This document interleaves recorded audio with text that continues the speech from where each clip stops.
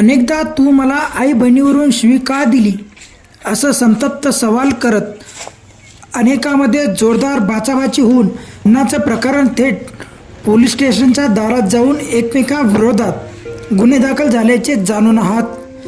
परंतु या गोष्टीचा बंदोबस्त करण्यासाठी आणि महिलांचा सन्मान व्हावा याकरिता अहिल्यानगर जिल्ह्यातील नेवासा तालुक्यातील सौंदाळा या गावाने भन्नाट उपक्रम हाती घेतला आहे. त्यांच्या या उपक्रमाचे सर्व स्तरातून कौतुक होत असून गावचे नाव राज्यभरात चर्चिले जात आहे. नेमका काय उपक्रम या गावाने हाती घेतला आहे हेच आज तुमच्यासमोर आर.के. न्यूज मराठी दाखवणार आहे. त्यामुळे आर.के. न्यूज मराठी वृत्तवाहिनी चॅनल तुम्ही सबस्क्राईब केलं नसेल तर आत्ताच सबस्क्राईब करा आणि ही बातमी इतरांना देखील शेअर करा.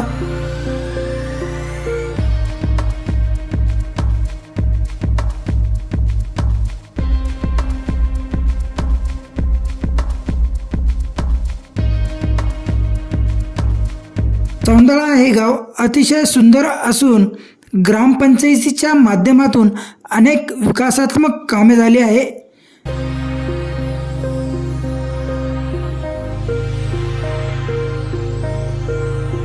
त्यात झालेल्या ग्रामपंचायतीच्या ग्रामसभेत सरपंच आणि ग्रामपंचायत कमिटी तसेच गावकऱ्यांनी शिवी देणाऱ्यावर दंडात्मक कारवाईचा ठराव एकमुखाने संमत केला आहे. म्हणजेच जो व्यक्ती शिवी देईल त्याच्यावर 500 रुपयाचा दंड आकारण्यात येईल असा ठराव या गावाने केला आहे. ग्रामपंचायत सरपंच शरदराव आरगडे आणि ग्रामपंचायत कमिटी यांनी हा स्तुत्य उपक्रम हाती घेतला आहे. त्यामुळे या गावाची चर्चा राज्यभरात होत आहे. घेण्यात आलेल्या ठरावाविषयी अधिक माहिती सरपंच शरदराव आरगडे यांनी दिली आहे.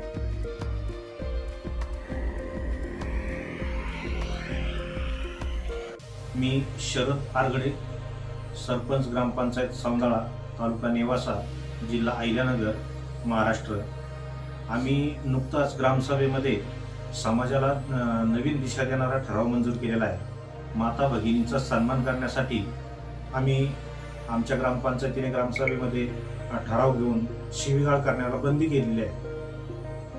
आपण नेहमी बघतो ज्यावेळेस टोकाचे भांडणं होतात त्या भांडणामध्ये आईच्या मुलीच्या बहिणीच्या नावाने शिव्या दिल्या जातात आणि वास्तविक पाहता त्या ठिकाणी माता भगिनीचा कुठलाही संबंध नसतो आणि अशा ठिकाणी माता भगिनीच्या प्रायव्हेट पार्टचा उल्लेख करून सार्वजनिक ठिकाणी त्या स्त्रीदेहाचा अपमान केला जातो.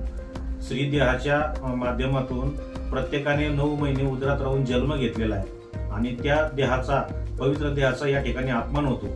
अशा पद्धतीनं जे सार्वजनिक ठिकाणी स्त्रीचा अपमान होतो हा अपमान टाळावा यासाठी आम्ही ग्रामपंचायतीच्या माध्यमातून ठराव घेतला की जो कोणी शिवी देईल त्याला 500 रुपये दंड करायचा आणि तो दंड जर त्याने भरला नाही तर त्याचं ग्रामपंचायतच्या दप्तरी नोंद करून त्याचं ती वसुली करायची.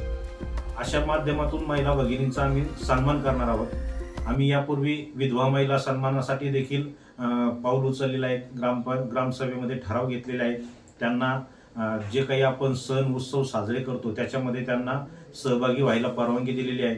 ज्या जुन्या रूढी परंपरा आहेत याला कुठंतरी आता आपण थांबवलं पाहिजे आणि हे अनेक वर्षापासून चालत आलेलं आहे. राजाराम मोहन राय यांच्यापासून स्त्रीला सन्मान देण्यासाठी अनेक आपण पाऊल उचललेले आहेत आणि ती परंपरा आजही कुठंतरी आपल्या नजरेस पडती की स्त्रीला दुय्यम स्थान दिलं जातं. ती होऊ नये यासाठी आम्ही 26 जानेवारी असेल, 15 ऑगस्ट असेल या दिवशी त्यांना झेंडावंदन करायला मुभा देतो. त्यानंतर भाऊबीजेला विधवा महिलांना आम्ही ग्रामपंचायती माध्यमातून 1000 रुपये देतो. रक्षाबंधनला देखील 1000 रुपये देतो आणि विधवा महिलांच्या हस्ते दीपावलीचं पूजन असेल अशा सगळ्या गोष्टी, त्यांना अंगावर दागिने, डोक्याला लावायला कुंकू किंवा टिकली याची सुद्धा परवानगी दिलेली आहे. ज्या माध्यमातून त्यांना कुठेही कमीपणा किंवा समाजाने दुय्यम लेखू नये अशा सगळ्या गोष्टी ज्या त्यांना सुदृढ बनवतील आणि समाजामध्ये सन्मानाची वागणूक देतील याच्यासाठी हा आम्ही पाऊल उचललेलं आहे. आणि माझं या व्हिडिओच्या प्रसार माध्यमाच्या माध्यमातून महाराष्ट्राला आव्हान आहे की सर्व ग्रामपंचायतीने असा निर्णय घेऊन स्त्रीचा सन्मान करावा. गावाने अनेक सामाजिक उपक्रम यशस्वी राबवले आहेत.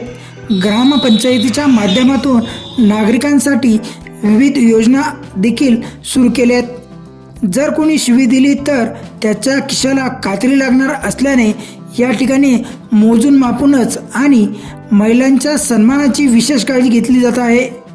अशाच प्रकारे या गावाने हाती घेतलेल्या उपक्रमाचे इतरांनी देखील अनुकरण केले तर महिलांचा देखील सन्मान होणार आहे. RK न्यूज मराठीसाठी राहुल कोळगे, टी अहिल्यानगर.